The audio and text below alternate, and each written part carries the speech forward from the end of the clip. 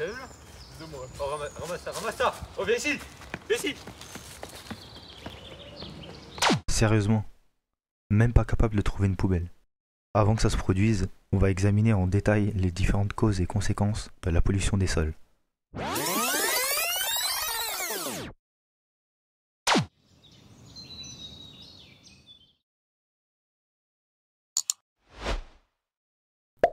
Bonjour, la pollution est un problème majeur du XXIe siècle qui engendre plusieurs conséquences néfastes. Aujourd'hui, avec mon collègue, nous allons analyser la pollution des sols. Oui, mais qu'est-ce que c'est? La pollution des sols est la concentration de substances toxiques dans les sols, que ce soit les sols agricoles, forestiers et urbains. En effet, des déchets non biodégradables jetés par terre polluent le sol car ils mettent du temps pour se décomposer. Par exemple, un sac en plastique met entre 100 et 1000 ans pour disparaître. Mais au fait, quelles sont les causes de cette pollution? La pollution à grande échelle est liée avant tout aux activités humaines.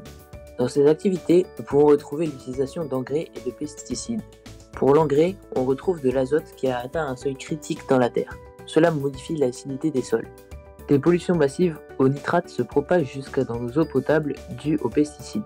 Le trafic routier entraîne une impressionnante pollution à base de métaux lourds et d'hydrocarbures. Les déchets ne sont pas biodégradables, leur combustion entraîne la formation de bâches fer constituées de cendres lourdes et de résidus toxiques d'épuration, des fumées. 3 millions de tonnes de bâches fer sont ainsi produites chaque année. Mais ces causes provoquent aussi des conséquences. En effet, il y a des conséquences, notamment sur la qualité des sols et sur la santé. Cette pollution appauvrit les sols en matière organique et les fragilise en laissant les produits toxiques se diffuser dans le sol, puis dans les eaux souterraines. Ainsi, ces produits peuvent être absorbés par des êtres vivants qui seront consommés par les animaux puis par l'homme. Des maladies peuvent donc se transmettre à cause des déchets toxiques.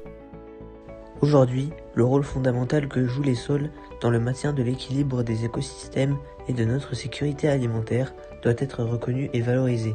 Il faut donc protéger nos sols.